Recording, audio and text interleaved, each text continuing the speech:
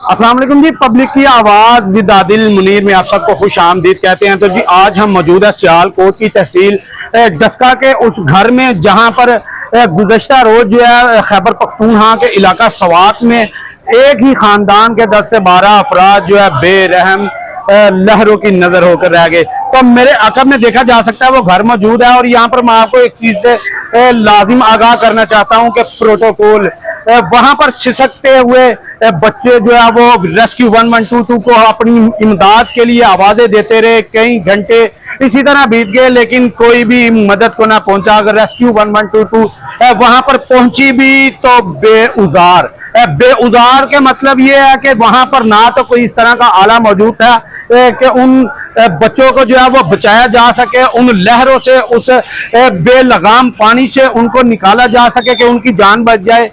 लेकिन ऐसा कुछ नहीं हुआ। अगर पाकिस्तान में कुछ होता है तो बस ये होता है कि अपने प्रोटोकॉल के लिए वहां पे सफाई सुथराई और प्रोटोकॉल की आगे और पीछे जो गाड़ियां वो लगाई जाती हैं। आज इस सानेहा वाले घर में मरियम नवाज साहब वज़ीर आला पंजाब भी आ रही हैं। सुनने में आ रहा है जी इस घर के फर्दों से अफसोस के लिए जो है वो वज़ीर आला पंजाब आ रही हैं।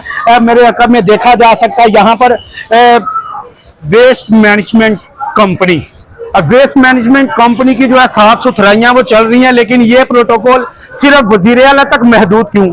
आम आवाम क्यों इस मामला से सिसक रही है? क्यों लोग इस तरह के जो इकदाम पे अपनी जान दे रहे हैं कि यहाँ पर अपनी जान बचाने के लिए तो यहाँ पे कुछ बचा नहीं। जदीद टेक्नोलॉजी के इस दौर में जहाँ पर रेस्क्यू 1122 को कॉल की जाती है कि हमें बचाया जाए और ये आवाज आती है 1 से 1.5 घंटे के बाद कि हमारे पास तो सामान ही मैसर नहीं है।